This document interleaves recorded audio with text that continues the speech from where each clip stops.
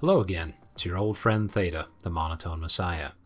I get asked all the time about how to get into casting, so I decided that today was the day to finally put this tutorial about casting together.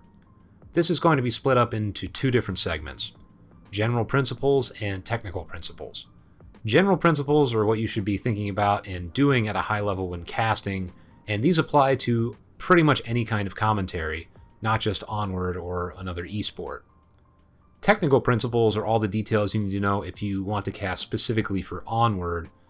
There is some carryover to other esports, but by and large you should expect this section to be more useful if you're hoping to cast for Onward specifically. And with that in mind, let's start with general principles. First and foremost, you're there for the audience's benefit. Audience satisfaction and engagement must be your absolute highest priority for every cast, no exceptions. Your role is to be the voice in every audience member's head, actively highlighting the most important pieces of information that are available at any given moment.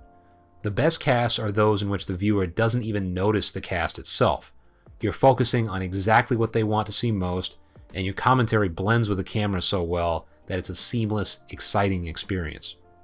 When done correctly, casters can create incredibly engaging experiences for the audience, and everyone feels like they were part of something special at the end of the cast.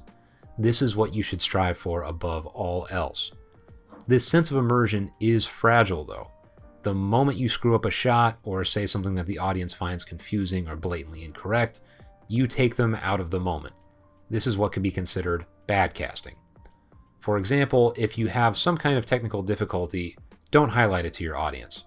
A minor blip here or there is easy to ignore, and by drawing attention to it, you're doing your audience a disservice. If there's a gigantic technical problem that is a glaring issue that can't be ignored, you should stay calm and do your best to keep the audience engaged regardless. I co-casted a match in Season 10 where the main caster's whole setup broke and he couldn't see the game. I took over commentary and did what I call Theta radio, as it was a pure audio cast, with zero visual information to work with. But neither of us broke a sweat over the situation, and by the end of the match, everyone in the audience was still engaged in the chat. This is the kind of situation you need to be ready for and adapt to. If we had spent time complaining about this, or making a scene out of the fact that this had broken, it would have been a bad experience for the audience. Doing this well requires a lot of practice and self-training. The big challenge here is getting out of your own head.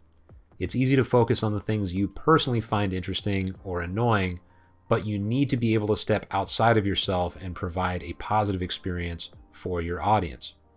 Always remember, you're not there for yourself, you're there for your audience. Next, you should consider if you're in a position to be a good caster to begin with. A lot of people want to cast because they think it'll make them more popular and respected, and I'm not saying that's entirely inaccurate. But if you don't know that much about the game, you shouldn't be casting it. On multiple occasions, people with zero competitive experience have asked me about getting into casting. On a few others, people who have never even played the game casually ask me about getting into casting. Can't make this stuff up. If you are one of these people, you should not be casting. Because when I hear somebody ask me this, all I hear is, I want status. I don't care about the audience. Don't be one of those people. The reasoning here is pretty simple. If you don't understand the game at a high level, you won't know how to explain what's going on in any kind of useful detail. You don't have to be the absolute best player by any stretch of the imagination, but if you've never experienced what the players you're casting are experiencing in that moment, then you won't be able to say anything interesting about the situation. This all goes back to my first point about making sure the audience is engaged.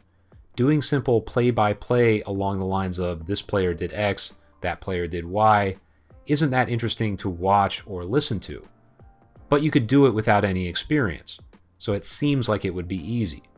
And every caster has to do some of that, but what the audience will always appreciate more are insights about the situation they're watching. In other words, the why is much more important than the what when you're casting. If you don't know why events are unfolding the way they are, you don't have enough time in the game. And trust me, it takes more time and experience than you think. A good rule of thumb is that you shouldn't consider casting until you have at least a season or even better, a couple of seasons of competitive experience. Not only will you be able to explain things in a way that engages the audience, you'll have far more credibility in the minds of your viewers. One question I get all the time is how you go about starting out in casting. Well, in the VRML, you start by casting 3 scrims and then submitting an application to the casting team. This is the standard process. I personally got started during the 1.8 hiatus because a ton of rookie teams asked me to cast their scrims. They wanted footage review and they actively sought out criticism. By the time I became a VRML caster, I already had 20 or 30 casts under my belt, so I had tons of experience doing casts, thinking the way I should have been thinking, and frankly, I think this is a better way of doing things, but I understand that everybody is not going to have the opportunity to do that, so at the very least, get 3 scrims under your belt. What about roles for each member of the casting team? In most casting setups, there are 3 roles available: main caster, co-caster, and analyst. Maintaining discipline with each role is crucial for a good casting experience, as it keeps people from talking over each other and otherwise creating awkward situations between casters that would take the audience out of the moment. The main caster is the one who should be doing most of the talking and play-by-play. Since they're the ones in control of the cameras in most cases, it makes sense to let them run the show most of the time. The co-caster, however, does play an important role. Their job is to focus on other areas of the game the main caster isn't watching and draw their attention to anything worth watching. Additionally, they play the role of giving the main caster a break. The main caster can't just keep talking over and over again. It is exhausting, and the co-caster should be there to support them and give them those breaks as needed. The co-caster can provide commentary as well, but it's best in most cases if the main is doing the bulk of the play-by-play. Co-casting slots are usually best suited to people who are more into analysis and concepts, whereas main casters tend to be a better role for those who want to handle more of the verbal workload. Analysts are casters who shouldn't be saying much of anything during the round itself. They're there to provide in-depth commentary after each round, and they do this by focusing much more on how the game unfolds than the other 2 casters. The main and co should be spending their energy on what's happening in any given moment, whereas the analyst is there to provide details they probably missed during the round or overall match.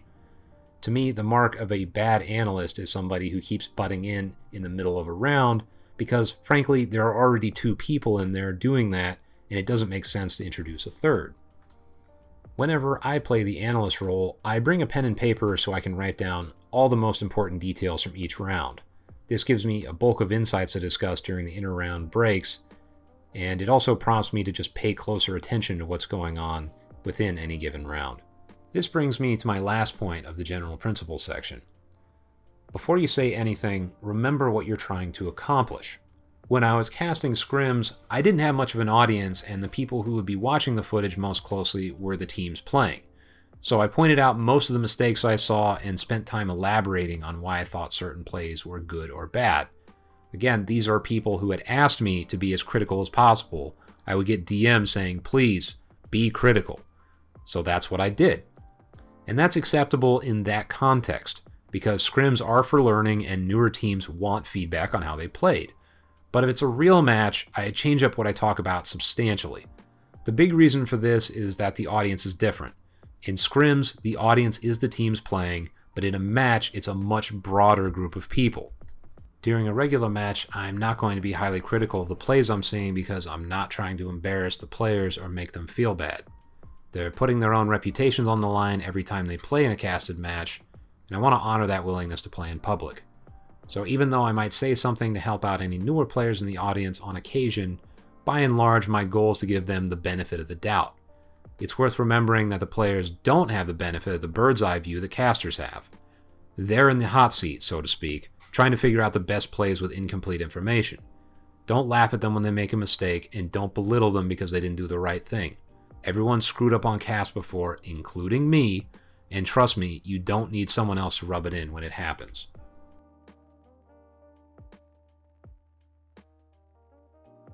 People are always asking me about how Onward casting works in terms of the interface.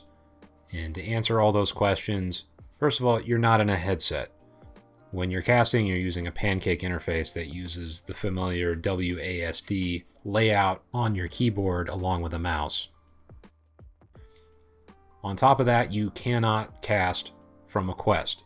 So if you don't have access to a PC with Onward on it, you will not be able to cast an Onward match. To reach the Onward casting interface, you need to go into Steam, right-click on Onward, and then in the launch options, put -no VR. This will tell Onward to not utilize a VR headset and will take you into a casting-only interface.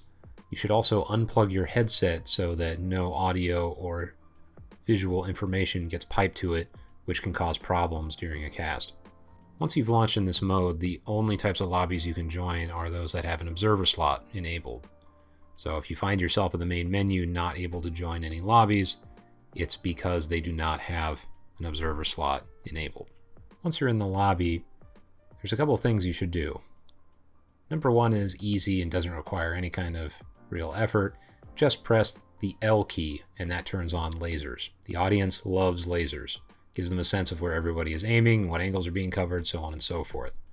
Secondly, hold down spacebar and then change the team names.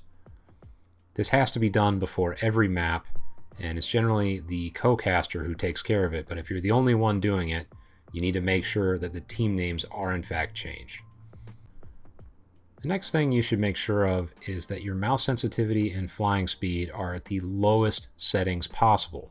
If you don't, this is what you get. You zoom around, and even though it makes it easy to get from one place to another for the caster, it makes for a nauseating experience. So hold down your space bar and then drag both of those sliders to the left. This gives you a much smoother, easier to watch experience, especially if you're watching somebody like Joker who currently has a broken controller.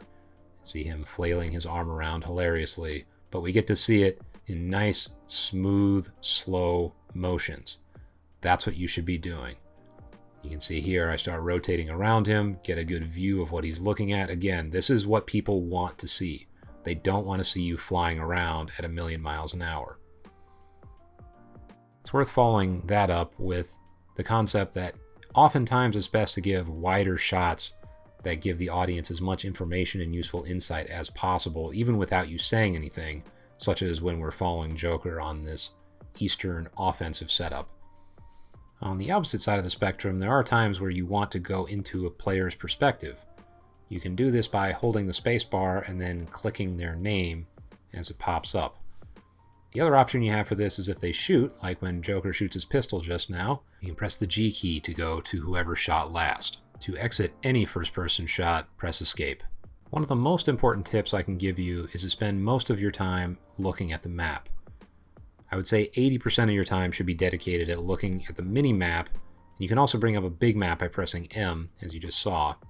But in general, this is one of the key components of getting out of your own head.